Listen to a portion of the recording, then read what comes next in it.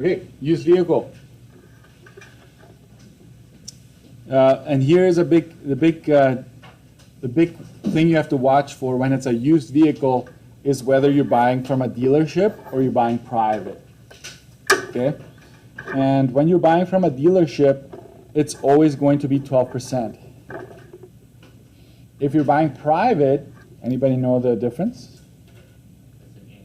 You only pay the PST, which is 7%. That's the big difference between dealership and private. And to be honest, when it's private, it's a little bit more complicated to figure out the taxes. So I'll talk to you about that in a bit. Some definitions. MPI. That stands for, I think you know this one, Manitoba Public Insurance. There you go. But sometimes it could be a simple multiple choice question. And if you don't know what it is on the exam, you might be in trouble. So that's just the Crown Corporation that takes care of our insurance, right? It's also called your Autopack agent, okay? Safety inspection. Prior to insuring your vehicle in Manitoba, it needs to pass, you should remember this, right? It needs to pass safety inspection. It's also called a COI. Okay? Certificate of Inspection. That is your safety. It is valid for 12 months. So, oops. Why do I put months? It's already there. I just need to put in 12. There you go. It's valid for 12 months. Why am I mentioning that? Well, if you buy a car from someone and they just got the safety done, you can drive it for 5, 6, 7, 8, 9 months and then actually use that safety to resell it. Like you don't have to get it done again. Okay? So it's valid for 12 months. It can be used. You can sell the car as many times as you want during that 12-month period without requiring another safety. Okay? The document has 3 copies, a white, a pink, and a yellow. The person buying the car gets the white copy. And I'm telling you all why I added this as well, because when I purchased a vehicle a couple of years ago, and the seller gave me the pink copy. Here's a pink copy, and I'm like, good. I guess I get the pink copy. I go to Autopack, I want to insure my car. Guess what they're saying? Sir, you need the white copy. But I don't have the white copy. I have the pink copy.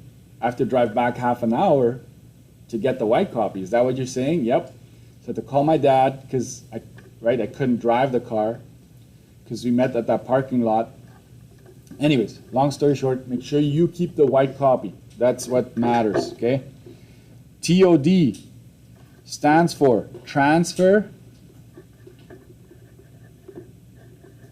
of Ownership. Document. And you'll see why I'm mentioning these things shortly. This is very important. I'll show you what that looks like in a bit. Next is a bill of sale. It's a legal document that lists the names of all parties involved as well as the make, model, the VIN number. Anybody know what the VIN number is? It is most cars when you look at the windshield, when you look at the corner, there's like a long number. It tells you a lot about the car. It actually tells you what color it is, what year was made, all of those things. You need to make sure you write that down when you're purchasing a car, and I'll talk more about that in a minute. Everyone should have a signed copy of the document. You can get a template from MPI. Okay, so you can go to MPI's website. Just go bill of sale, Google bill of sale MPI, and it will pop up. Usually the person selling the car will have this already, but don't just buy it like this, I trust you kind of thing, handshake deal. Don't do that. Like, make sure there's a bill of sale because you will not be able to insure it unless there's this bill of sale present.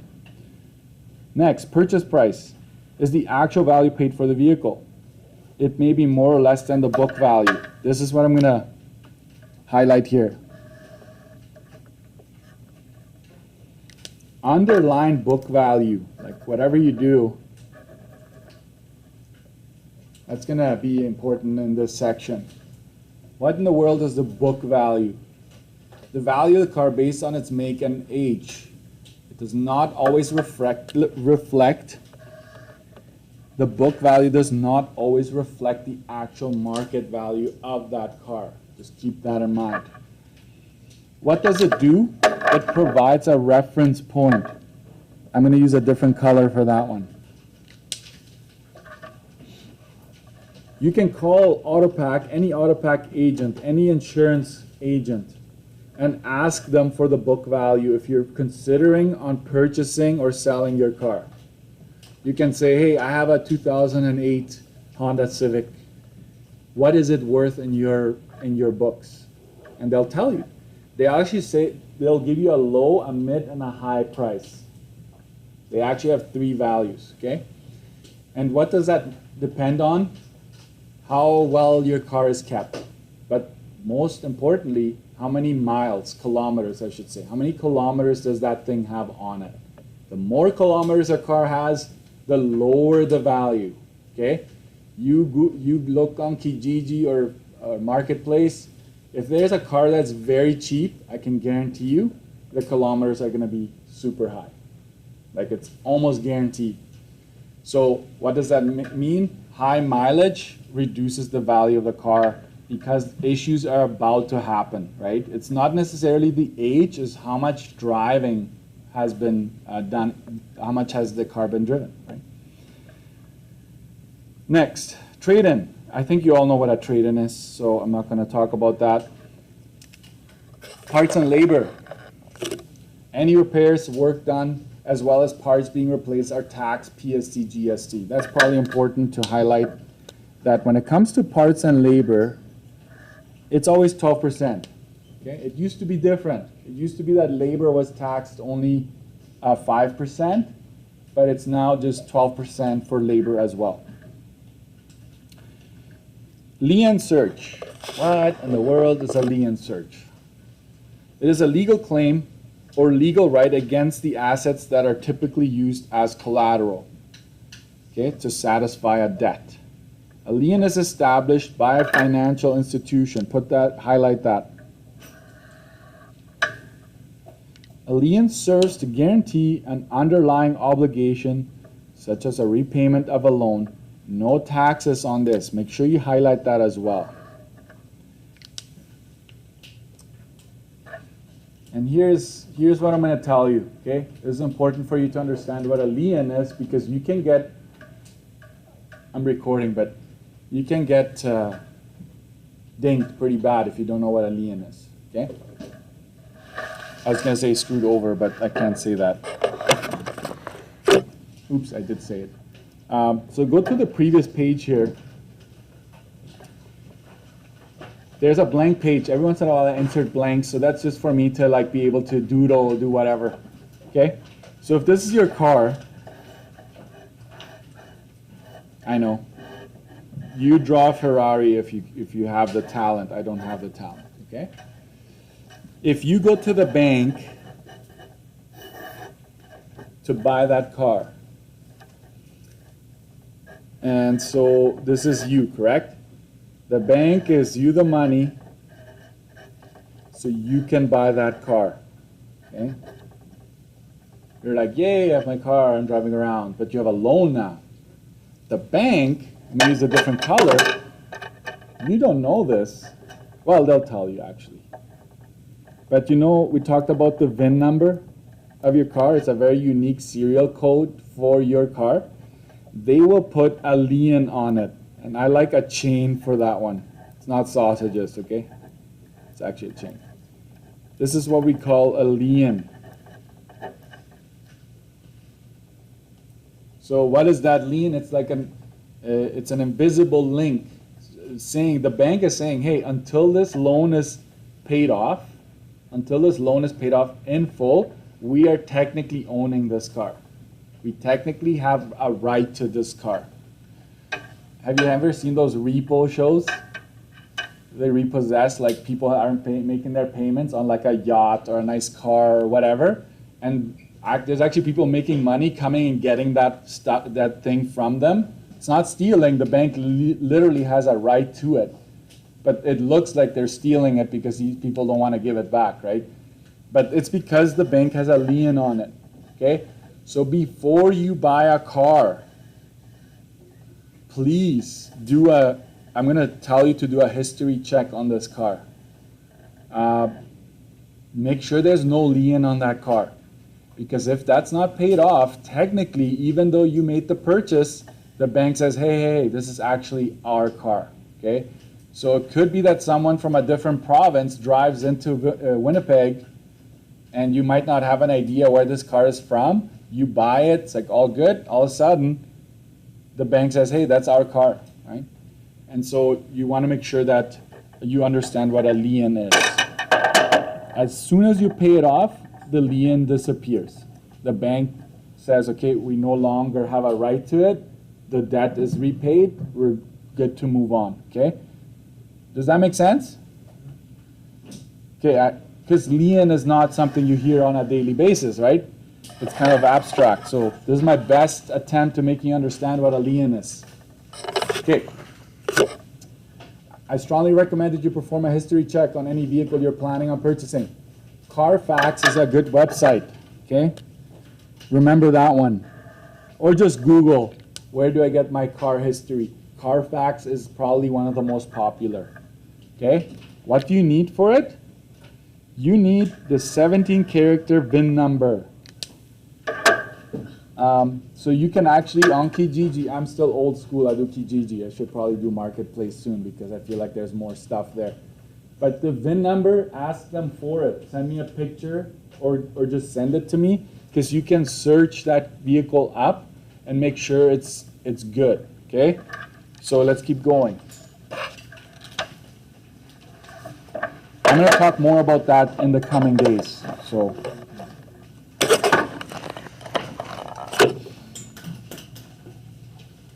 This chart, right, is on your formula sheet. You do not need to write this down, okay? See formula sheet for this exact chart. So if you grab your green one, if you grab the green formula sheet and you just flip it over, it's way bigger on your formula sheet, but it's right here, okay? So watch this. Look up here. Buying a new car, if you're ever wondering, what's the taxes again? Even though you know already, it's 12%. It says PST yes, GST yes. That means that you're paying both taxes, which is 12%. Okay? So what does it say about lien, guys? Lien search, you don't pay PST, you don't pay GST. So no taxes on it. So if you forget, here's where you come and get it. All right. Formulas. I know they're scary. But this is going to be your homework again. To add the formulas that are present in this box, to add this to your study sheet.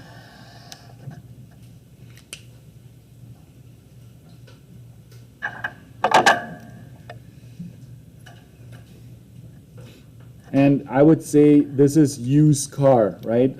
I think there's used dealer and then there's used car private. So these are the two distinctions here to be made. But again, I would have a used car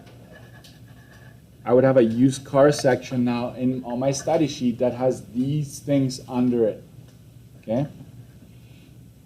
So used dealer, if you buy a used car from a dealer, same as before. It will be sticker minus the trade-in. We add 12% taxes to it. Okay? Plus your safety check. We add, what is this? What's this here? 1.05? What's going on, Mr. Dirksen? What were you doing? Watch this. Safety. If you take your formula sheet real quick, safety. You don't pay the 7% PST, but you do pay the GST, which is 5%. That's where this is coming from. Okay? So this is the GST only. This is PST and GST. That's why it's 1.12. This one is 1.05. I will stress on the brackets, folks. Make sure the brackets are there. They're not just randomly put in. They're there for a reason. Plus, any parts and labor that exists gets PST, GST. Okay? So PST and GST. I used to jump right in and just use the formula, but then I noticed it backfires because if you don't know how to use it, it's not going to help you at all. Lien, no tax. Okay? There's absolutely no tax when it comes to lien. Okay, next, used private. This one is a little uglier, as you can tell. Watch what it says. Purchase price, so whatever you agree to buy it for, plus purchase. Oh my goodness. They assured me that this is no longer an issue, but it is still an issue. Sorry. Purchase / book. That means that you're going to have to pick between the greater of the two. Are you paying attention to this? So it could be that the purchase price that you're agreeing is $5,000, okay? But the book value is $3,000. You will be taxed on the $5,000. So that's the number that goes in here, the $5,000. However, you could be getting a really good deal for $2,000. That's the purchase. But the book says that the car is worth $5,000. Guess what AutoPack is going to tax you on? The $5,000, the book value. So it's the greater of the two. The greater of the two. That is the important thing. Okay? And it's only PST. PST only. Safety is still only 5%. Parts and labor, 12%. And a lien search, still no tax. So nothing changes there. So the biggest difference between this scenario and that scenario from a dealer is that you're going to have to figure out your PST based on the greater of the two, okay?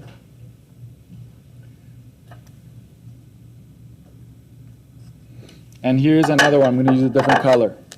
Both formulas calculate the total cost after taxes. Do not add taxes again, please, because some students do this beautifully, and then, oh, it says after taxes times 1.12. Like they took the whole thing they just did and do another 12% taxes on it. And that would be a cruel world to live in, to get double taxed, right, if you ask me. Okay, I look at my time here. I've got 9 minutes. I will do at least one example before we close, okay? So come with me to page 16. Your homework is to just add the formulas to your study sheet. If you can do that, we're in business, okay? Example 1. You agree on a price of $12,999 for a used car, very important, used car, that's the purchase price, at a local dealership. You add remote starter for $499.99, and you get the dealer offers you $3,500 for your old car. How much is paid in total, including taxes? So maybe you might be confused at this point. It's like, oh my goodness, I've got a bunch of formulas right now. But this gives it away. And this also gives it away. It's a used car at a dealership. So you do this. UD, sticker minus trade times 1.12 plus safety times 1.05, that's in brackets, plus parts and labor times 1.12, okay? Maybe this is how you want to write out your formula. It's a little shorter that way, right? But that's what you look at your study sheet, you're like, okay, I know Mr. Dirksen told me not all of these things may be present, so I'm not going to panic that some of these things are missing. Go ahead and write this down, and then we'll do it together.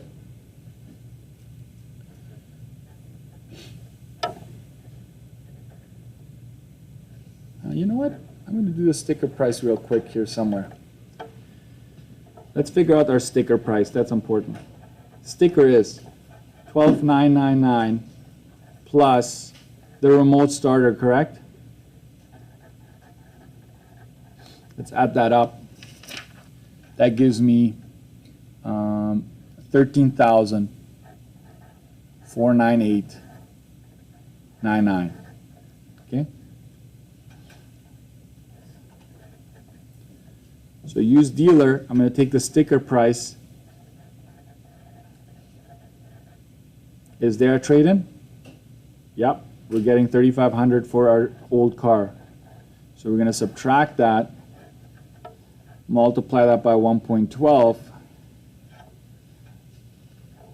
What about the safety, folks? Does it talk about the safety? No.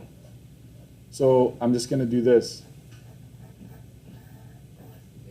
Does it talk about any parts and labor? No. But Mr. Dirksen, remote starter is parts. No. It's still taxed 12% if you were to plug it in here as opposed to over here. Regardless, you'll tax at 12%. I'm just going to say I took care of it already in the sticker price that's gone. Is there a lien mentioned? Isn't that satisfying? Just think I don't have to worry about that.